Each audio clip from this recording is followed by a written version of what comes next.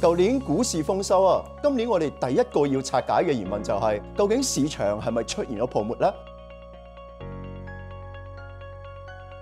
用數據說話，預測超大型嘅科技企業資本開支喺今年將會提升40%至到5000億美元，人工智能資本開支咧將會更持久地走高，收入增長咧有望會高過資本開支嘅增速㗎。自由現金流充裕啊，所以我哋認為科技企業同泡沫咧仍然有距離㗎。